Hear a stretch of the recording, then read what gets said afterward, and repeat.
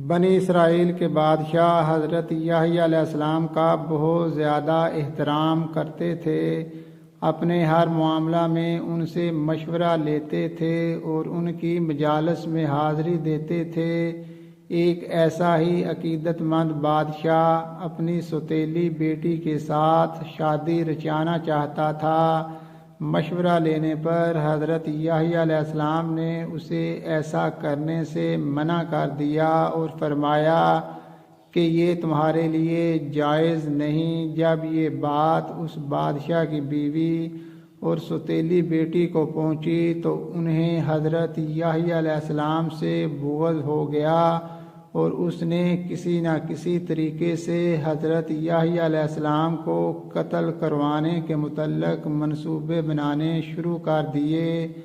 آخر کار اس نے یہ چال چلی کہ اپنی بیٹی کو بادشاہ کی محفل نوش میں زرق برق لباس پہنا کر اور سنگار کر کے پرکشش بنا کر بھیج دیا اور ساتھ سمجھا دیا کہ بادشاہ کے رعب میں آ کر اسے اپنے اوپر غلبہ نہ پانے دینا، البتہ جب وہ تمہاری طرف متوجہ ہو تو زیر ہونے کے لیے یہ شرط رکھنا کہ پہلے حضرت یحییٰ علیہ السلام کو قتل کرے۔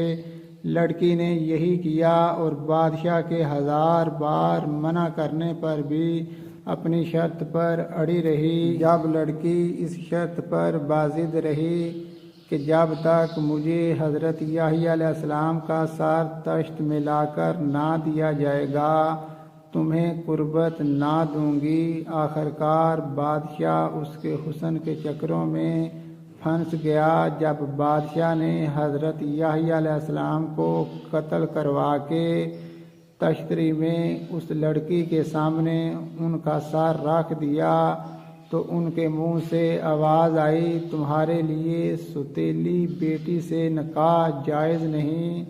جب صبح ہوئی تو دیکھا کہ اس سر سے خون ٹھاٹھیں مار کر بہہ رہا ہے۔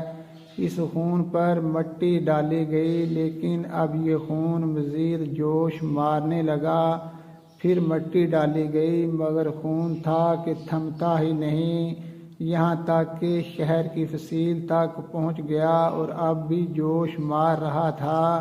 اس ظالمانہ اقدام کے نتیجے میں اللہ تعالیٰ نے ایک ظالم بادشاہ کو ان کے اوپر مسلط کر دیا جس نے 1 سال میں اس ملک کے 70,000 افراد قتل کیے۔ وہ بیت المقدس میں داخل ہوا اور اس مقام پر کھڑا ہو گیا جہاں وہ لوگ اپنی قربانیاں کیا کرتے تھے تو دیکھا کہ خون ابل رہا تھا اور کھول رہا تھا۔ اس نے لوگوں کو بلا کر پوچھا کہ لوگوں بتاؤ یہ کس کا خون ہے، مجھے سچ سچ بتا دو۔ لوگوں نے بتایا کہ یہ ہماری ایک قربانی کا خون ہے جو قبول نہ ہو سکی، اسی وجہ سے کھول رہا ہے۔ ہم 800 سال تک قربانیاں کرتے رہے ہیں، سب قبول ہوتی رہیں مگر یہ قربانی قبول نہ ہو سکی۔ اس نے کہا تم لوگ جھوٹ بول رہے ہو۔ اس پر لوگوں نے کہا کہ پہلے زمانے میں ہماری ہر قربانی قبول ہوا کرتی تھی، لیکن جب سے ہمارے اوپر فرشتہ نبوت اور وحی کے آنے کا سلسلہ ختم ہو گیا ہے ہماری قربانی قبول نہیں ہو رہی ہے۔ اس نے بنی اسرائیل کے تمام حلیے بہانوں کو مسترد کر دیا اور قتل گاہ کو گرم کیا۔ روایت میں ہے کہ اس نے بنی اسرائیل کے 770 سرداروں کو قتل کیا لیکن خون نہ تھم سکا۔ اس کے بعد اس کے حکم سے 700 لڑکوں کو بلایا گیا اور تہ و تیگ کر دیا گیا، تاہم کھولنے والا خون ٹھنڈا ہونے کا نام نہ لیتا تھا۔ پھر 7000 آدمیوں کو ان کی عورتوں کے ساتھ قتل کرنے کا حکم جاری کر دیا، تاہم خون تھا کہ کھولتا ہی جا رہا تھا۔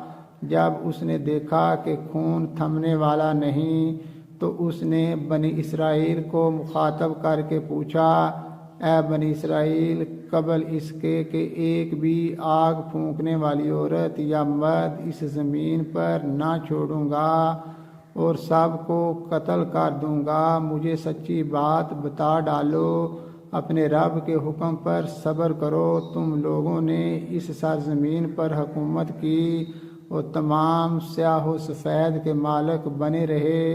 جب زیادہ معاملہ بگڑتے دیکھا اور قتال کی شدت کو محسوس کیا تو انہوں نے سچی بات بتائی اور کہا کہ یہ ہمارے ایک پیغمبر کا خون ہے جو ہمیں اللہ کو ناراض کرنے والے کاموں سے روکتا تھا۔